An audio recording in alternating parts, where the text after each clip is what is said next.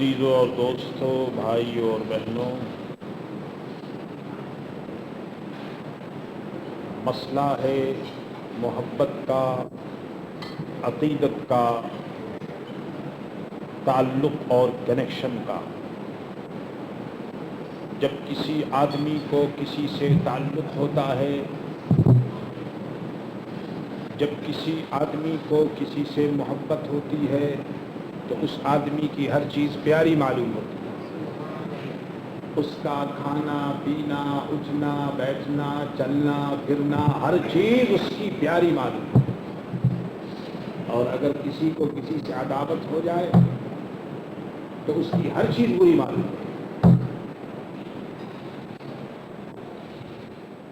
عداوت آدمی کو اندھا کر دیتی ہے، بہرا کر دیتی ہے، گونگا کر دیتی ہے۔ صم بکم عمی فہم لا یرجعون، اندھا گونگا بہرا آدمی ہو جاتا ہے۔ عداوت ایسی بری چیز ہے۔ عداوت اگر ہو جائے تو اچھی چیز بھی آدمی کی نظر میں بری معلوم ہوتی ہے، اور اگر محبت ہو تو کانٹا بھی پھول معلوم ہوتا ہے۔ مدینے طیبہ کے راستے میں جو کانٹے ہیں میرے دوستو، عاشق لوگ ان کانٹوں کو اٹھا کر پیار کرتے ہیں، چومتے ہیں کانٹوں کو، کیونکہ محبوب کے شہر میں اور محبوب کی گلیوں میں جو کانٹے ہیں وہ بھی پھول سے اچھے اور پھول سے زیادہ بہتر معلوم ہوتے ہیں۔ اسی مسئلہ اور اسی حقیقت کی روشنی میں مسئلہ ہے میلاد شریف کا۔ میلاد شریف یہ کوئی ایسی چیز نہیں کہ جس کے اوپر دلیل قائم کی جائے یا قرآن کی آیت پڑھی جائے یا حدیث بیان کی جائے، یہ ایسی چیز نہیں ہے۔ میلاد شریف کا مطلب یہ ہے کہ ایسی مجلس کے جس میں سرکار دو عالم صلی اللہ تعالی علیہ وسلم کی ولادت، حضور کی فضیلت اور حضور کی شان بیان کی جائے۔ تو حضور کی شان اور حضور کی ولادت اور حضور کی فضیلت میں ہر وہ شخص جو لا الہ الا اللہ محمد الرسول اللہ پڑھتا ہوگا، اس کو کوئی اس میں نہ انکار ہو سکتا ہے نہ شبہ ہو سکتا ہے۔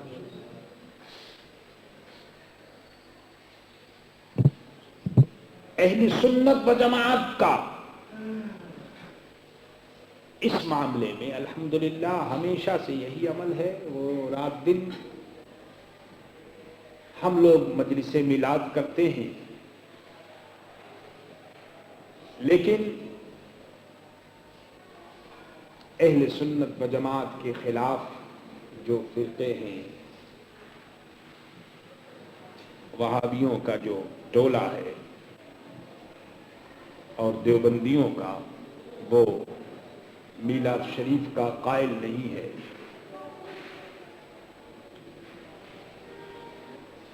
میلاد شریف کے سلسلے میں صاف طور پر تمام دیوبندیوں کے پیشوا مولوی رشید احمد گنگوہی نے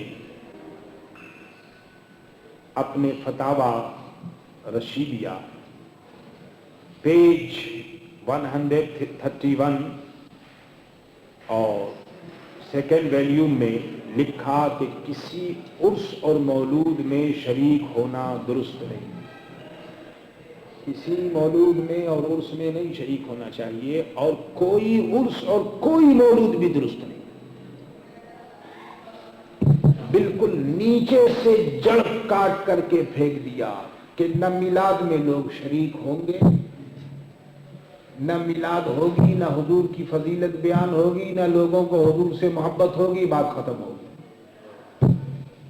کسی عرس میں نہیں شریک ہونا چاہیے، کیونکہ جب عرس میں شریک ہوں گے تو ولیوں سے، اللہ کے نیک بندوں سے محبت ہوگی، اور جب عرس میں ہی شریک نہیں ہوں گے تو بات ختم ہو جائے گی۔ یہ میرے دوستوں، میں آج کل کے اور اس زمانے کے مولویوں کی بات سنا رہا ہوں. اور آئیے حضرت محمد الرسول اللہ صلی اللہ تعالی علیہ وسلم کی شان میں جو حدیثیں ہیں وہ بھی سن لیجئے.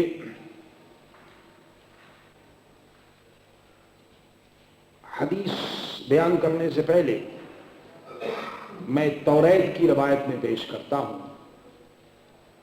آسمانی کتاب ہے، موسیٰ علیہ السلام پر نازل ہوئی.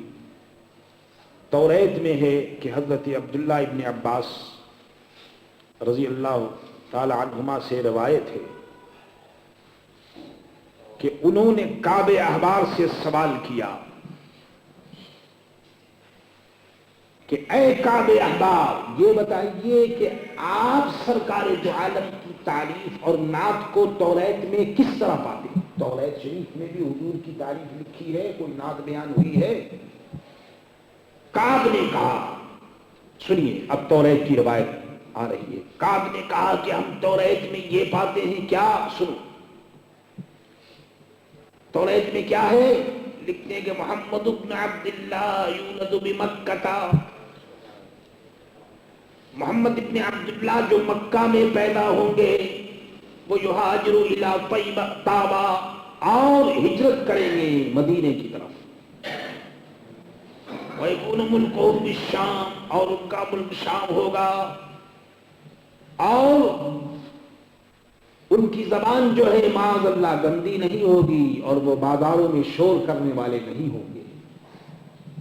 یہ سرکار دو عالم کی ولادت اور میلاد کا ذکر جو ہے الحمدللہ رب العالمین توریت میں بھی ہے. توریت کی دوسری روایت سنی، فرماتے ہیں کہ بے شک میں اولاد اسماعیل میں سے ایک نبی مبعوث کرنے والا ہوں جس کا نام احمد ہوگا. جو ان پر ایمان لایا اس نے ہدایت پائی، اور جو ایمان نہیں لایا وہ ملعون ہے.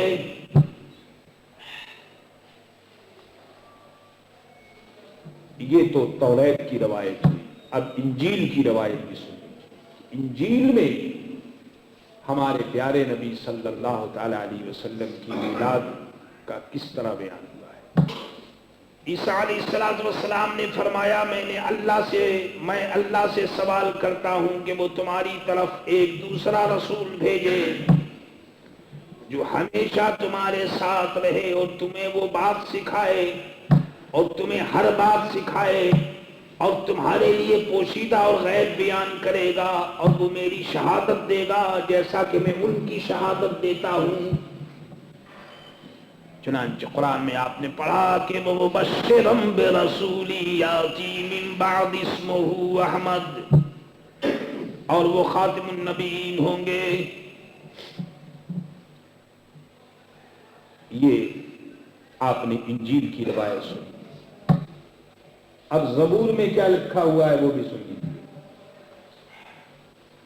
زبور میں ہے کہ بے شک اللہ تعالیٰ نے زبور میں وحی بھیجی کہ اے داؤد، بے شک قریب تمہارے بعد ایک نبی آئیں گے جن کا نام احمد اور محمد ہوگا. سچے نبی، میں ان پر ہمیشہ غصہ نہ کروں گا اور نہ وہ ہمیشہ میری نافرمانی کرے گا. میں نے ان کی مغفرت کر دی. سبحان اللہ. اس طرح کی پیشن گوئی حضرت ابراہیم، حضرت یعقوب اور حضرت شعیہ علی نبینا علیہ السلام کو جو صحیفے اللہ کی جانب سے ملے ان میں بھی سرکار دو عالم صلی اللہ تعالی علیہ وسلم کی ولادت کا ذکر موجود ہے.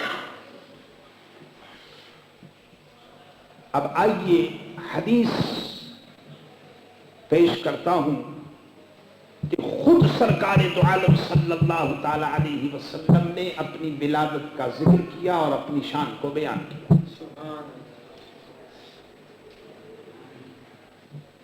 عن نبی ہریرہ رضی اللہ تعالی عنہ قال قال رسول اللہ صلی اللہ تعالی علیہ وسلم بعثت من خیر قرون بنی آدم قرنا فقرنا حتى كنت من القرن الذي كنت منه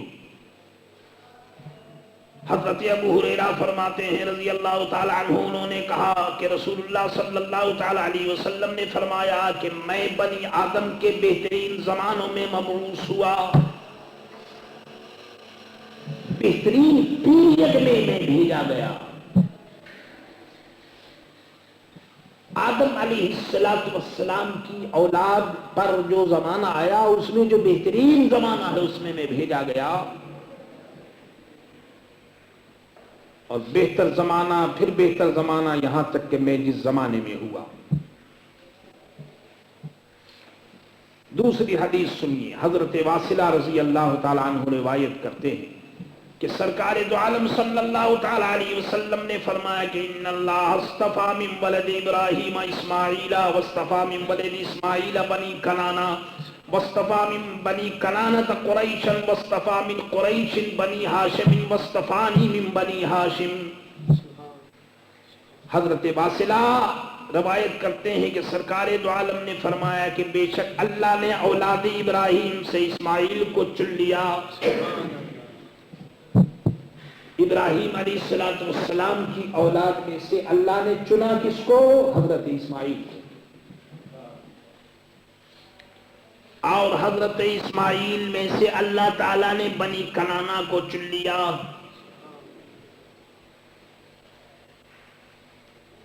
بنی کنانہ حضرت اسماعیل کی اولاد بہت ہوئی، لیکن وہ تمام برانچ میں بنی کنانہ کو اللہ نے چن لیا۔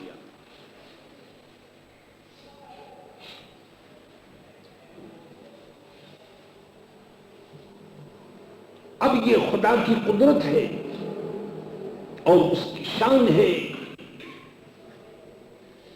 کہ وہ سلیکشن اس نے کیا، اس نے چن لیا، اور خود حضرت محمد رسول اللہ صلی اللہ علیہ وسلم بیان فرماتے ہیں۔ اس کے بعد فرماتے ہیں کہ بنی کنانہ کو چنا، اور بنی کنانہ میں سے اللہ تعالیٰ نے قریش کو چن لیا۔ بنی کنانہ پورے عرب میں آباد ہے، اس میں سے قریش کو چن لیا، اور قریش میں سے اللہ تعالیٰ نے بنی ہاشم کو چن لیا، اور فرماتے ہیں کہ اللہ تعالیٰ نے بنی ہاشم میں سے مجھے چن لیا، منتخب کر لیا۔ ایک محمد رسول اللہ صلی اللہ علیہ وسلم ایک ہے، ایک اللہ تعالیٰ اپنی شان کے اعتبار سے ایک ہے، اس کی شان میں اس کی ذات میں کوئی شریک نہیں۔ اللہ تعالیٰ نے اپنے نبی کو بھی ایسا بنایا کہ وہ بھی ایک ہے، ان کی شان میں کوئی شریک نہیں۔ سنیے میرے دوستو، محمد صلی اللہ علیہ وسلم ابن عبداللہ ابن عبد المطلب ابن ہاشم ابن عبد مناف ابن قصا ابن کلاب ابن مرہ ابن کعب ابن لبی ابن فہر ابن غالب اور ابن کنانہ، یہ سرکار دو عالم صلی اللہ تعالی علیہ وسلم کی نسل چل رہی ہے، اور خزیمہ اور مدرکہ الیاس اور عدنان، یہ یہاں تک سرکار دو عالم کی نسل گئی۔ تو کنانہ میں سے فرماتے ہیں کہ قریش کو چن لیا، اور قریش میں سے بنی ہاشم کو چن لیا، اور بنی ہاشم میں سے اللہ تعالیٰ نے مجھے چن لیا۔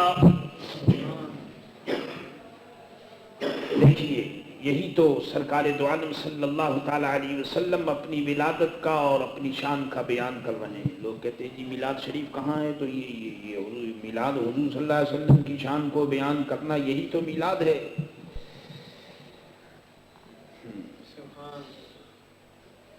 اور سنیے، حضرت عبد المطلب ابن وداع رضی اللہ تعالی عنہ سے روایت ہے، انہوں نے کہا کہ حضرت عباس سرکار دو عالم کی خدمت میں حاضر ہوئے، سرکار دو عالم کے چچا حاضر ہوئے، اور انہوں نے کہا کہ یا رسول اللہ، لوگ میرے خاندان میں کچھ نکتہ چینی کرتے ہیں، کچھ اعتراض کرتے ہیں یا رسول اللہ۔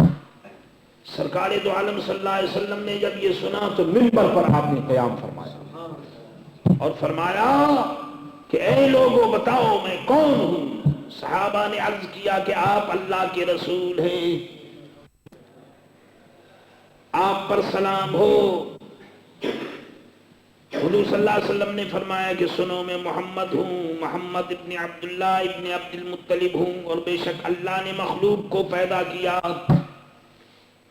اللہ تعالیٰ نے مخلوق کو پیدا کیا تو مجھے ان کے بہتر میں پیدا کیا، جو گروپ بہتر اور سلیکٹڈ گروپ تھا اللہ تعالیٰ نے اس میں مجھے پیدا کیا، پھر ان کے دو گروپ بنائے تو اللہ تعالیٰ نے مجھے بہترین گروپ میں پیدا کیا، پھر اللہ تعالیٰ نے ان کے قبیلے بنائے تو اللہ تعالیٰ نے مجھے بہترین قبیلے میں پیدا کیا، پھر اللہ نے ان کے خاندان بنائے تو اللہ تعالیٰ نے مجھے بہترین خاندان میں پیدا کیا، پھر لوگوں کی سلیکشن ہوئی تو اللہ تعالیٰ نے مجھے بہترین نفس اور بہترین آدمیوں میں پیدا کیا۔ میرے عزیزوں، میرے دوستو، حدیثوں کو بیان کیجئے اور کہاں تک بیان کیجئے، مقصد یہ ہے کہ حضرت محمد رسول اللہ صلی اللہ تعالی علیہ وسلم دنیا میں تشریف لائے، اور آپ کی تشریف آوری کا چرچا پہلے بھی ہوا، اور حضور کے آنے کے بعد صحابہ نے بھی چرچا کیا، خود سرکار دو عالم نے اپنی ولادت کا اور اپنی آمد کا ذکر کیا، اور الحمدللہ آج جو مومنین صادقین اہل سنت و جماعت ہیں وہ بھی حضرت محمد رسول اللہ صلی اللہ تعالی علیہ وسلم کی آمد اور حضور صلی اللہ تعالی علیہ وسلم کا ذکر خیر کرتے ہیں، اور میلاد شریف میں سرکار دو عالم صلی اللہ تعالی علیہ وسلم کی شان بیان کرتے ہیں۔ حدیثیں آپ نے سن لی، اب علماء کرام نے بعض قول نقل کیے ہیں وہ بھی سن لیجئے۔ علامہ ابن حجر مکی اپنی کتاب نعمت الکبریٰ میں حضرت صدیق اکبر رضی اللہ تعالی عنہ کا ایک قول نقل کرتے ہیں۔ نعمت الکبریٰ میں لکھا ہے کہ قال ابو بکر صدیق رضی اللہ تعالی عنہ من انفقا درہما علی قرۃ مولد النبی صلی اللہ تعالی علیہ وسلم کان رفیقی فی الجنہ۔ حضرت ابو بکر صدیق رضی اللہ تعالی عنہ نے فرمایا کہ جس نے میلاد کے پڑھوانے میں 1 درہم خرچ کیا تو وہ میرا جنت میں ساتھی ہوگا۔ دیکھیں یہ سب میرے دوست علامہ ابن حجر، یہ کوئی معمولی مولوی کی بات میں نہیں کر رہا ہوں، بہت بڑے علامہ اور بہت بڑے محدث، اور اسی نعمت الکبریٰ میں حضرت فاروق اعظم کا قول منقول ہے کہ جس نے میلاد نبی صلی اللہ تعالی علیہ وسلم کی عظمت کی تو اس نے اسلام کو زندہ رکھا۔ بات بھی ہے میرے دوستو، اور یہ ہے بھی صحیح کہ ظاہر ہے کہ جب سرکار دو عالم کی شان بیان ہوگی تو پھر اسلام کی اس میں عزت ہے، اسلام کی بھی شان ہے، اور جب حضور صلی اللہ علیہ وسلم کی شان نہیں بیان ہوگی تو پھر اسلام ختم۔ اور سنیے، حضرت امام حسن بصری رضی اللہ تعالی عنہ، امام حسن بصری یہ سید التابعین حضرت مولا علی رضی اللہ تعالی عنہ سے آپ نے طریقت میں فیض لیا، اور سلسلہ عالیہ چشتیہ کا سلسلہ حضرت حسن بصری اور وہاں سے حضرت علی تک پہنچتا ہے۔ حضرت حسن بصری رضی اللہ تعالیٰ عنہ فرماتے ہیں کہ میں اس بات کو پسند کرتا ہوں کہ اگر میرے پاس احد پہاڑ کے برابر سونا ہو تو میں میلاد شریف کے پڑھوانے میں ان تمام سونے کو میں خرچ کر دوں۔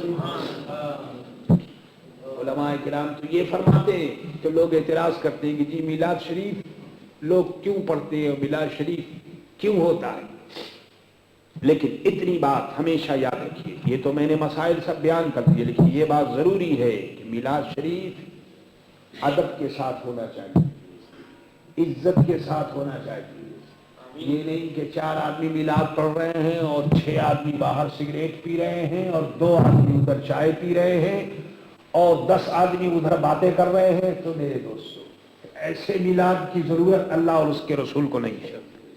عزت کے ساتھ میلاد ہو، میلاد پڑھنے والا بیچارہ اندر میلاد پڑھے اور جو میلاد پڑھوانے والا ہے وہ باہر بیٹھ کر کے باتیں کرے، تو بتائیے کہ کیا فائدہ ایسے میلاد سے؟ میلاد عزت عظمت کے ساتھ ہونا چاہیے۔ گھروں کو دھو، گھروں کے اندر یہ تصویریں اور یہ تمام چیزیں جو ہوتی ہیں، یہ تمام چیزوں کو ہونی نہیں چاہیے گھر کے اندر، یہ اس قسم کی چیزیں तमाम घर को साफ करो, इत्र गुलाब से घर को धो, कोई गंदगी ना हो, पाक साफ कपड़े हो, वहां पर ये कुत्ता और ये इस किस्म की चीज घर में ना हो, अदब के साथ, एहतराम के साथ, खुशबू लगा करके जो जिसके घर में मिलाद हो रही हो वो सबसे पहले आन कर बैठे। जब तो मेरे दोस्तों ये अदब की बात हुई, और वैसे ही रस्मन 4 आदमी को उधर बिठा दिया, बस रस्म। तो याद रखो कि दुनिया को तो धोखा दिया जा सकता है, लेकिन अल्लाह उसके रसूल को धोखा नहीं दिया जा सकता। याद रखो हर चीज का दारो मदार अदब पर है। अदब के साथ अगर 2 आदमी भी मिलाद पढ़े लेकिन पूरे अदब के साथ, अल्हम्दुलिल्लाह मकबूल है। और अगर अदब ना हो और यूं ही बस जैसे चलाने के लिए काम चलाऊ हो, तो मेरे दोस्तों दीन के मामले को कसम मत बनाओ, रस्म मत बनाओ। ये रस्म नहीं है, ये मोहम्मद रसूलुल्लाह सल्लल्लाहु अलैहि वसल्लम की इज्जत व अजमत का सवाल है मेरे दोस्तों। आज अगर किसी के घर में अगर गवर्नर आ जाए और इनवाइट किया जाए उसको, तो देखिए घर वालों का क्या हाल होता है, आगे पीछे इधर से उधर भागते फिरेंगे, मालूम नहीं कौन आ रहा है। तो मोहम्मद रसूलुल्लाह सल्लल्लाहु अलैहि वसल्लम की शान और उनका जिक्र तो बहुत बड़ी बात है। इसलिए अल्हम्दुलिल्लाह हमारे यहाँ मिलाद शरीफ कसरत से होती है, इसमें कोई शक नहीं। और मिलाद शरीफ जो लोग पढ़ाते हैं अल्हम्दुलिल्लाह वो इज्जत व अजमत के साथ पढ़ाते हैं, लेकिन उसके साथ साथ ये बात जरूर याद रखनी चाहिए कि मिलाद शरीफ का एहतराम और अदब बहुत जरूरी है मेरे दोस्तों। और ये बात बेदरी की बात है कि इधर मिलाद शरीफ हो रही है, उधर बात हो रही है, इधर मिलाद शरीफ हो रही है, उधर सिगरेट पी रहे हैं, इधर मिलाद शरीफ हो रही है, उधर मेरे दोस्त दूसरे प्रोग्राम में मौजूद है। और फिर ये बात ये हमेशा याद रखिए कि मिलाद शरीफ में जिस आदमी को दावत दें, तो मिलाद शरीफ में दावत देने, इनवाइट करने का मतलब ये कि वो आदमी मजलिस में आन कर बैठे। मिलाद शरीफ यहाँ हो रही है और सड़क के ऊपर 10 आदमी बैठे हुए हैं, क्या फायदा बताइए मिलाद शरीफ का? क्यों बुलाया गया ऐसा आदमी? मिलाद शरीफ की मजलिस में आनकर अदब से बैठो, ताकि मालूम हो कि प्यारे नबी के जिक्र में शरीक हो रहे। आपने कभी ऐसा देखा है इनविटेशन जो होती है गवर्नमेंट के यहाँ, तो कभी आपने देखा है कि इनविटेशन जो है वो तो एक जगह हो रही है और सड़क के ऊपर 4 आदमी खड़े हुए? जब इनवाइट आदमी को किया जाता है तो वो उस मजलिस के अंदर जहां फंक्शन होता है वहां आना चाहिए।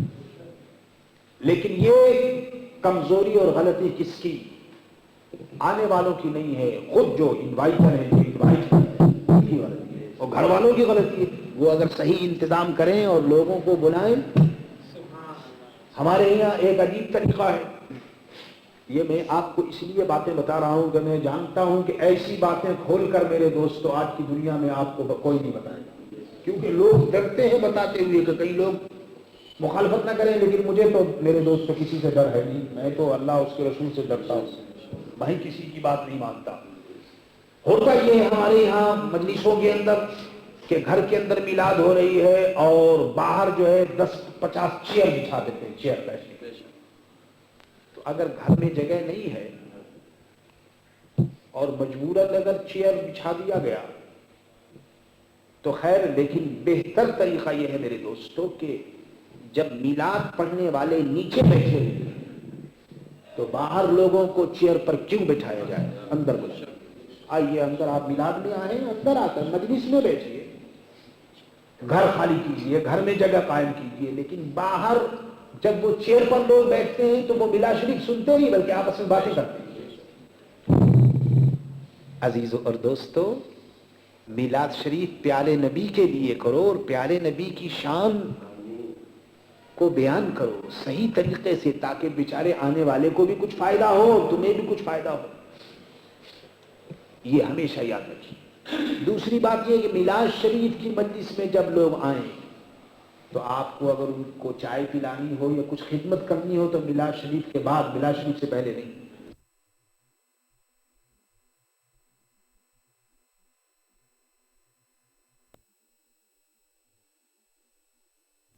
बैठे, मिलाद शरीफ जब खत्म हो जाए तो बाद में एक मसला। अच्छा, दूसरा मसला यह भी सुन लीजिए, मिलाद शरीफ में जो चीज तकसीम की जाती है, जो तबर्रुक तकसीम किया जाता है, मिलाद शरीफ हो या उर्स हो, تو اس کو ہم کہتے ہیں تبرک، اور تبرک کی ریسپیکٹ اور عزت ضروری ہے۔ تبرک کا مطلب یہ نہیں ہے کہ اس کو پھینک دیا جائے۔ ہمارے یہاں الحمدللہ عزت بھی لوگ کرتے ہیں، لیکن کبھی کبھی ایسا بھی دیکھنے میں آیا ہے کہ عرس کی مجلس میں جو کھانا ہوتا ہے تو وہ میرے دوستو کچھ تو لوگ کھاتے ہیں اور کچھ پھینک دیتے ہیں۔ پاؤں کے نیچے کھانا آ رہا ہے، ادھر کھانا پڑا ہوا ہے، تو بڑے افسوس کی بات ہے کہ پیارے نبی کا اس میں ذکر ہوا ہے، ولیوں کا ذکر ہوا، یہ تو تبرک ہے، اس کا ایک دانہ بھی پاؤں کے نیچے نہیں آنا چاہیے، ویسے بھی نہیں آنا چاہیے، اور تبرک کا تو خاص ادب کرنا چاہیے۔ اس لیے میرے دوستو ان چیزوں کا ہمیشہ خیال رکھو گے، کیوں کہ جس قدر زیادہ ادب کریں گے اسی قدر اللہ تعالیٰ آپ کے عمل کو قبول فرمائے گے، کیونکہ ہر عمل کا دار و مدار سنسیریٹی اور خلوص کے اوپر ہے۔ جس قدر خلوص زیادہ ہوگا اسی قدر زیادہ اللہ تبارک و تعالیٰ کی رحمت نازل ہوگی۔ اللہ تعالیٰ مجھے آپ کو سب کو اس کی توفیق عطا فرمائے۔ اسی لیے میرے دوستو ہمارے یہاں میلاد رمضان شریف کی مجلس میں آپ دیکھتے ہیں الحمدللہ ہم روزانہ حضور کا ذکر کرتے ہیں اور روزانہ حضور پر درود و سلام پڑھتے ہیں تاکہ روزانہ ہمیں میلاد شریف کا ثواب مل جائے۔